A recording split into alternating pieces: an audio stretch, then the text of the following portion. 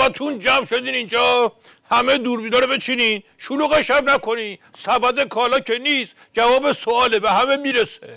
اونو دوربین تلسکوپی آورده، البته حقم داره، میخواد از ستاره عکس بگیره.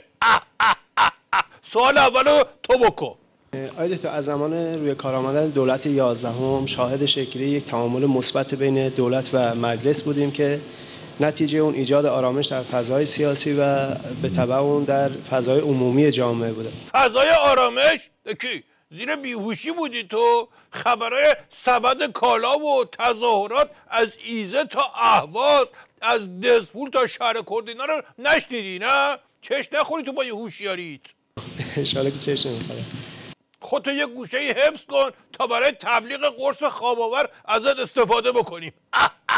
بعدی به دنبال موضع‌گیری اخیر در تونس، حرفای لاریجانی رو میگه. تحلیل رو مطرح میکنن که شاید این نشونه‌ای باشه از تغییر رویکرد ایران در جریان گفتگوها در آستانه مذاکرات تازه‌ای که در روند هسته‌ای پیش رو هست. آیا شما با این تحلیل موافقید؟ در مورد حرفای لاریجانی تو تونس، مرحوم ابوی همیشه میفرمودن به بهادر، عرض کردم بله، میفرمودن که یکی رفت تونس، یکی هم رفت نتونست. حالا لاریجانی مدل جدیدشه که رفت تونس ولی بازم نتونست.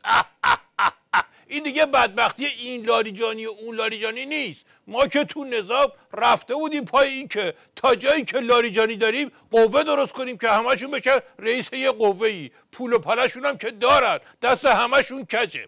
ولی اوضاع خرابتر از این حرف هاست که روی لاریجانی وایسه. بعدی ما شاهد اظهارات بی‌ادبانه مقامات آمریکایی نسبت به جمهوری اسلامی ایران بودیم.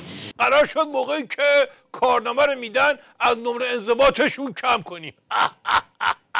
شما ما رو گرفتی؟ اظهارات بی‌ادبانه چیه؟ فک نظام پیاده شده، زهر خوردیم با پارچ، سانتریفوژا وایساده، اورانیوم 20% پر، آبشار تو والیبال هم بخوایم بزنیم باید اجازه بگیریم. حالا شما نگران بی‌ادبی آمریکایی؟ کی؟ جلز و ولز و مقام عزمان مثل که نمیبینی؟ اظهاراتشون رو نشنیدی؟ این اظهارات مصرف داخلی داره و نداره دیگه. مگه سر تا پای روزنامه خودتون مصرف کجایی داره؟ مثلا تو واشنگتن روزنامه شما رو میخونن یا تو پاریس؟ به نظر میرسه که آمریکایی‌ها مذاکرات رو دوست دارن که به بنبست برسه. توصیه شما به مذاکره کنندگان آمریکایی؟ توصیه من به مقامات آمریکایی که لابد خیلی هم حرف شنوی دارن از من دیگه که شما این سوال منطقی رو میکنی، اینه که به فرمایشات مقام معظم مو به مو گوش بکنن تا مذاکرات به تعادل برسه. ما اینجا یه مدتی گوش کردیم، به این روز سیاه نشستیم و بدبختی که میبینین. خب یه خوردم اونا گوش کنن که بازی از حالت یه طرفه خارج بشه، یه خوردم اونا بدبختی ما رو بچشن. دارم کم کم عصبانی میشم از این سوالای پرت و پلا. اون خارجی‌ها رو آوردین چرا سوال نمیکنن؟ کلی خرج کردی واسه افای همین حرفا، یه سوال از این خارجی‌ها بگیری. از شبکه دانمارک هستند و میفرمایند چند روز بیشتر نیست که به ایران اومدن، بنابراین به زبان فارسی نمیتونن صحبت بکنن. بهشون بگو شما ناراحت نباشین، امام به اندازه عمر 3 تا کلاغ پشت سر هم تو ایران بود، آخرش هم فارسی یاد نگرفت که نگرفت. چه کار کنیم دیگه؟ بگو بعدی بیاد. واجهنا وتابعنا ردة فعل الحكومة فهي كانت سياسة الابتسامة.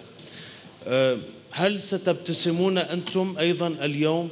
چی گفت در مورد تهدیدات در مذاکره با 5+1؟ آیا شما در برابر او لبخند خواهید زد یا پاسخ خواهید داد؟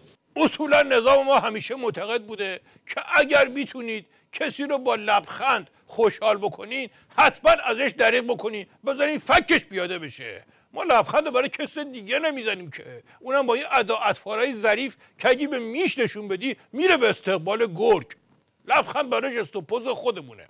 ولی من الان مثلا یه چیز دیگه است. ناکس تو که نفر خودمون بودی، تازه قرار شده به اسم خبرنگار مثل این مرقاطی و حرفا پاشی بری برای عملیات برون مرزی عراق. چی شد یه روزه عرب شدی و با مترجم صحبت میکنی از این حرفا؟ گربه رو دم هجله باید کشت. ناکس تو مثالام هرچی کشت و کشتار داشته باشه بلده. در مثل مناقشه نیست، منظورم به تو نیست تا به همه بسیجی هست. مرحوم ابوی همیشه میفرمودن به بهادر، عرض کردم بله، میفرمودن که آدم داغون از اول داغون نبوده، داغونش کردن.